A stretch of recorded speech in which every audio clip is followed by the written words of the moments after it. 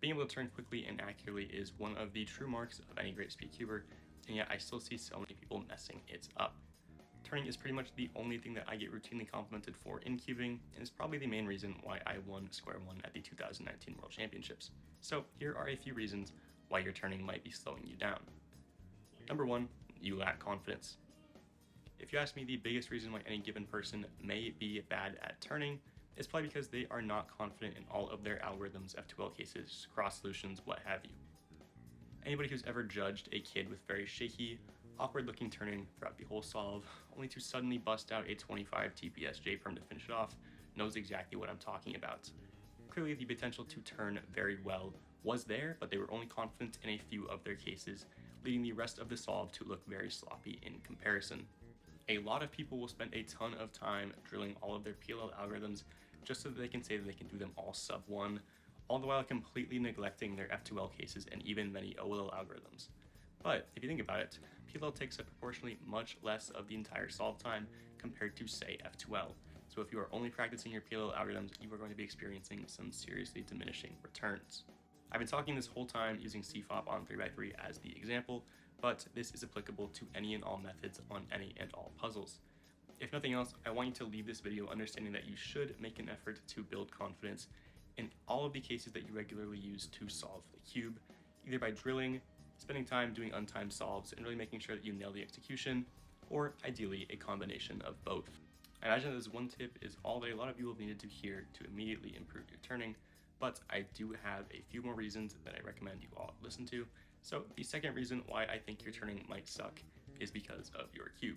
This one might be a bit controversial, especially because people love toting the narrative of it's the cuber, not the cube, but I personally strongly believe that the cube you use is just as important as how you use it. To be clear, I am not saying that you need to go out and buy an $80 premium GAN cube, but I do think that a lot of people would benefit from experimenting with a few different types of cubes, not only to find one that suits their turning style the best, but also to find one that is enjoyable to solve on.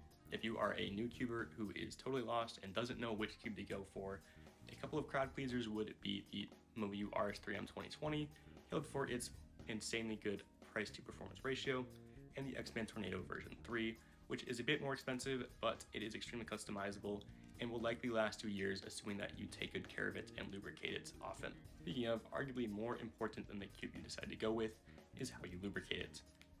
And as somebody who's been going to competitions regularly for about 8 years now, I've tried a lot of different people's cubes, and I am cursed with the knowledge that some of you have never put a single drop of lube in your main speed cube.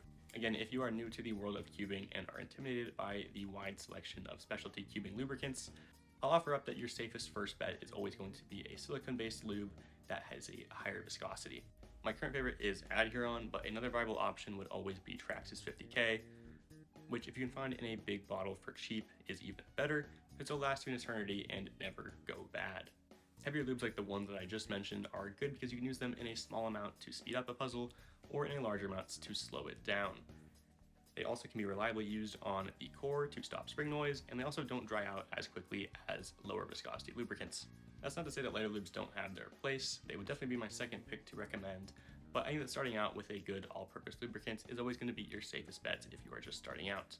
I won't go into detail on how to set up a cube because that is an entirely different lesson, but in the meantime, I will put some links down in the description to both the products that I've mentioned as well as other people's videos on how to set up cubes. With that extremely long tangent out of the way, we can now move on to reason number 3, which is having an extreme right-hand bias. While it makes sense that a lot of right-handed people would prefer to naturally do most of their algorithms with their right hand, it does end up leaving you needing to do a lot of unnecessary rotations in your solves, as well as making you criminally underuse your left hand. This means that any time that you do want to venture out of your comfort zone and do, say, an F2L case using your left hand rather than your right, you're going to feel much less practiced and much more shaky doing it, completely throwing off the entire flow of the solve. All of the current top 3x3 solvers are equally, or at least close to equal, with both their left and right hands. There's no reason why you shouldn't be as well. Reason number 4, you are seriously underestimating the amount that you lock up. I think a lot of people either don't recognize just how much they're locking up, or they don't seem to realize how much of an impact it makes in each solve. It's very easy to see how big of a deal it really is by simply filming and analyzing your own solves. You'll probably be surprised to see how many times you were locking up. It'll be very apparent how much time you could save if you eliminated those lockups. It is, of course, easier said than done, so to help try and remedy this, I do recommend doing solves, both timed and untimed, where you are consciously trying to avoid lockups as much as possible.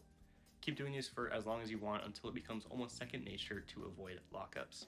And if this isn't going to be getting you anywhere, I would recommend supplementing this type of practice with down solving. If after all of this you still feel like you just are not turning quite fast enough, I have one more tip for you that might be able to help. The final reason why your turning might suck is because you are focused more on increasing the speed of each individual turn rather than trying to reduce the amount of time in between turns. To be clear, I am not talking about look ahead or anything like that. I am instead talking about in the middle of a practiced algorithm, you are more concerned with trying to make the turn speeds quicker rather than trying to reduce time in between those turns. To demonstrate, I have a couple different JPerm executions to show you. One utilizes the left index finger to perform the first F prime, while the other uses the right thumb to do so. Notice how the pointer finger execution requires a bit more active work to make the algorithm flow, whereas with the right thumb execution, it kind of just seamlessly goes from start to finish. There are a few more examples of this, such as the double regrip soon execution versus the home grip to home grip pinch soon execution, but these really have to be kind of things that you figure out on your own time. I may consider making a full finger tricking guide, so if you're watching this in the very distant future, there may be a link to that in the description, but I wouldn't get your hopes up because I've now posted 2 videos in the last week, and I think it's time for me to go back into hibernation.